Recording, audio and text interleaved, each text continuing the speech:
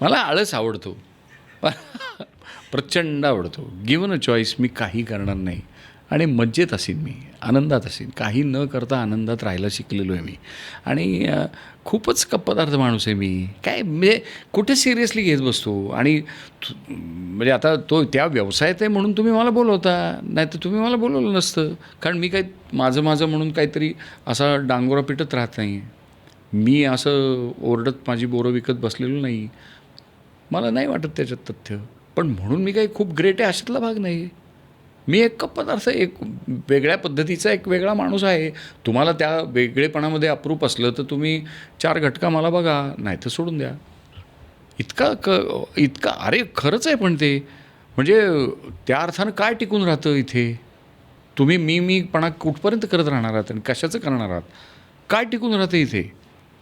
इतकं आता क्षणभंगूर झालेलं दिसून येतं तुम्हाला. म्हणजे पूर्वी पण ते तसंच होतं, पण त्याची तेवढी जाणीव होत नसे. एक भरोसा होता लोकांना की बाबा हे असं चालत राहील. आज म्हणजे इथे मी आता घरी जाताना मला कोणी उडवला तर संपून जाईल की इतकी वाहनं आहेत रस्त्यावर. म्हणजे काळ इतका जवळ समीप तुमच्या आहे परसे. त्यामुळे सिरियसली वगैरे काही घ्यायची गरज नाही. उलटं सिरियसली न घेता उलटं ओझं कमी होईल ना. नाही तर केवढं ओझं आहे ते सतत बाळगत राहायचं. अमुक सातत्याने मला तर असं वाटतं की यश अपयश ही तुम्ही व्याख्या करायची आहे. तर अपयश हे फार मजेशीरच आहे गोष्ट, चांगली गोष्ट आहे. हलकं करतं सगळं. अपयश आलं की अपेक्षा वाढत नाहीत लोकांच्या तुमच्याकडनं. दुसऱ्यासाठी जगणं होत नाही, आपलेच जगणं होतं. आपण काही लोकाची कोणाचीही अपेक्षा पूर्ती करण्यासाठी आलेलो नाही होत जन्माला. हे समजून घेतलं पाहिजे. तू तुलना करतोस स्वतःची इतरांशी किंवा आयुष्यात तुलना करतोस का? खूप कमी. तुलना अशाच लोकांशी करतो फक्त की जे माझ्याहून खूप श्रेष्ठ आहेत. म्हणजे खूप श्रेष्ठ आहेत. म्हणजे मला शक्यच नाही त्यांच्या पासंगाला पूर्ण. असे डोळे विस्फारून मी तुलना अशासाठी करतो की अरे त्यांचा अभ्यास बघ, तू कुठेच बघ. अशा अर्थानं करतो. मग त्यामुळे आस लागते नवं समजून घेण्याची. हे अशा अर्थानं. मला ॲक्च्युली तू 2 गोष्टी म्हणालास. मला खूप त्याच्यातनं इंटरेस्टिंग वाटतं की तू आसबद्दल पण बोलतो आहेस आणि आळसाबद्दल पण बोलतो आहेस. कारण बऱ्याचदा हा एक भ्रम आहे किंवा ही कल्पना आहे जी मलाही वाटते. म्हणूनच मला विचारते की माणूस आळशी असला ना की त्याची आस नसते, त्याला कशाची आस नसते. आस ठेवून आळशी कसं राहायचं. म्हणजे रादर आळशी राहून आस कशी ठेवायची. कारण का मला ती क्युरिओसिटी केली तर मी मरेन ना. हो, पण तळाचा फरक आहे मध्ये. नाही रे, पण अरे मनोराज्य म्हणजे मनाची जी झेप आहे ना कल्पनेची, त्यानं सगळं जग तिथे उभं करायचं ना. प्रतिसृष्टी तू पडलेलाच आहे झाडाखाली, पण त्या पानामधनं दिसणारा आभाळ, त्या आभाळ भेदून पुढे जायचं. त्यातलं काय जे काय स्वर्ग सप्तलोक बघायचे, त्याच्यामध्ये व्यवहार चालू करायचे. तुझ्या मनात चालू कथानक. आणि तू स्वतंत्र आहेस. त्याच्यात नानाविध कॅरेक्टर, तिथल्या इंटरॅक्शन्स, मजा आहे. आणि मग लक्षात येतं, मग कधीतरी वाचलेलं एक कॅरेक्टर दिसायला लागतं की बाबा काय इतिहासाचार्य राजवाडेच आहेत. अरे बापरे, काय अभ्यास माणसाचा. कुरुंदकर आहेत. Oh my God. असं आहे की नाही. भीमांना आपले भीमसेन जोशी, काय त्यांचा स्वर, अवा बाबा. असं होऊन तुम्ही वेगवेगळ्या विचारव्यूहामध्ये जाता, विचारचक्रांमध्ये जाता. तुम्ही पडलेलेच आहात. तुम्ही काही काडी इकडची तिकडे करत नाही आहात. अशा अर्थानं ह्या ज्यात माणसाला बसल्या जागी जे ब्रह्मांड फिरण्याची जी ताकद आहे बुवा त्याची, तशा अर्थानं तुम्ही ते पहा. तुमचं जे पोतडी उशाशी ठेवलेली आहे अनुभवांची म्हणा, जगलेल्याची म्हणा, वर्षांची, ती खंगाळून बघा. उघडून इकडून तिकडून चिवडून बघा. त्यातलीच माणसं वरती फेकून बघा. तिथे काही खेळ करतात का बघा. असतं तुमच्याकडे संचित गोळा होतच राहतं. आम्ही फक्त गोळा करतोय, ते कधीच त्याचं म्हणजे रवंथ नाहीच करत.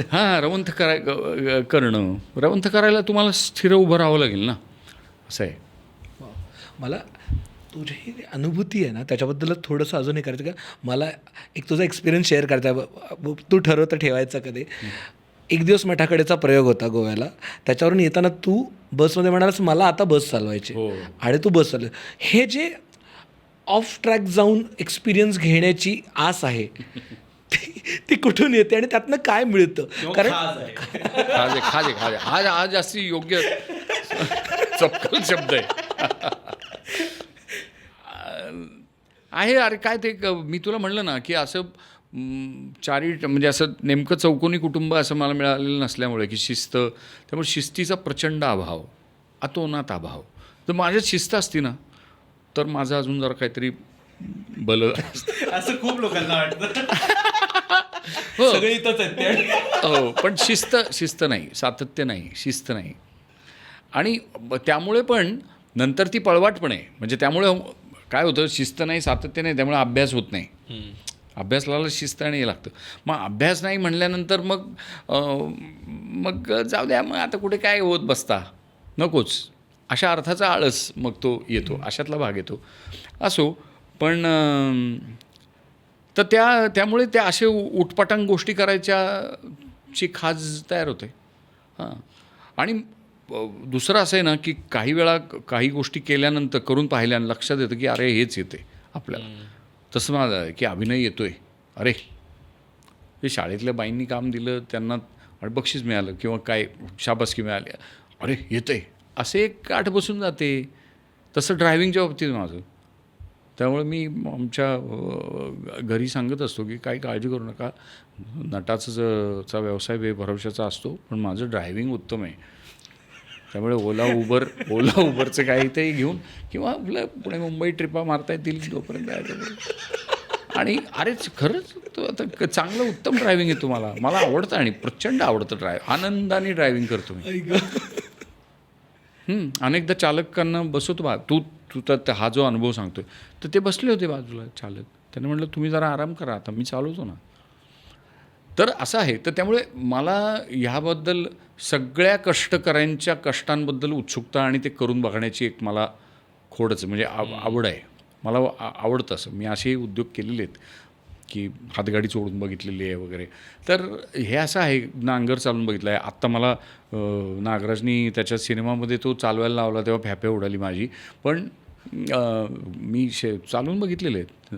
गाबरीच्या पाऊसच्या वेळेस शिकायचा प्रयत्न केला आहे. तर मला ते आवडतं कष्टाचं काही करायला. लहानपणी मला आत्यानी मला सांभाळलं, तर कुरडया घालायचो.